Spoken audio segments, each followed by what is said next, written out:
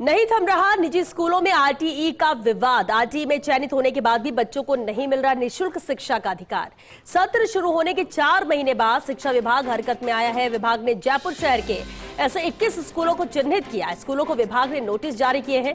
साथ ही आरटीई में चयनित बच्चों को प्रवेश देने के निर्देश भी दिए। निदेशक प्रारंभिक शिक्षा ने प्रवेश नहीं देने पर मान्यता रद्द करने की चेतावनी दी है। दूसरी ओर कार्रवाई भी सवाल खड़े किए हुए हैं। जयपुर में करीब 3000 से अधिक बच्चे ऐसे हैं जिन्हें आरटीई में चयनित होने के बाद भी अब तक एडमिशन नहीं मिल रहा है। और चलिए इस पर ज्यादा जानकारी के साथ सीनियर रिपोर्टर डिंपल शर्मा हमारे साथ जुड़ चुके हैं।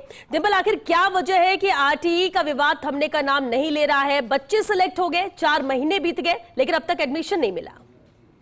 देखिए, बिल्कुल श्वेता, शिक्षा विभाग में लगातार जितने भी मुद्दे सामने आते हैं उनमें सबसे प्रखर इस वक्त का यही मुद्दा है आरटीई को लेकर, क्योंकि 4-5 महीने से अभिभावक और बच्चे दोनों परेशान हैं और जितनी भी जयपुर की और नामी स्कूलें हैं, शहर की नामी स्कूलें हैं, वो एडमिशन बच्चों का ले नहीं रही है।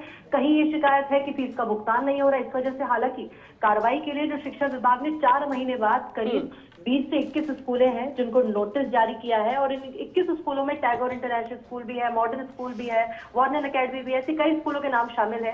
तो ऐसे में कुछ ऐसी स्कूलें हैं जो नोटिस जारी करने के बाद बैकफुट पर आई हैं, जिन्होंने स्वीकारा है कि अब वो बच्चों का एडमिशन लेंगी, लेकिन उसके बाद भी कई निजी स्कूलें ऐसी हैं जो अभी तक बच्चों को एडमिशन लेने के लिए तैयार नहीं हुई है। तो ऐसे में सरकार या शिक्षा विभाग आ गया है, फीस का भुगतान हो आरटीई को लेकर, क्योंकि इसमें इस मुद्दे को सुलझाना इसलिए भी जरूरी हो जाता है क्योंकि बच्चे लगातार घरों में कैद हैं। अभिभावकों को लगातार इधर से उधर फीस का जुगाड़ करना पड़ रहा है क्योंकि आर्थिक स्थिति से जो कमजोर है, आरटीई के तहत जिनका एडमिशन हुआ था और एक बार अलॉटमेंट होने के बाद, एक बार एडमिशन होने के बाद स्कूल भी नहीं बदला जा सकता है।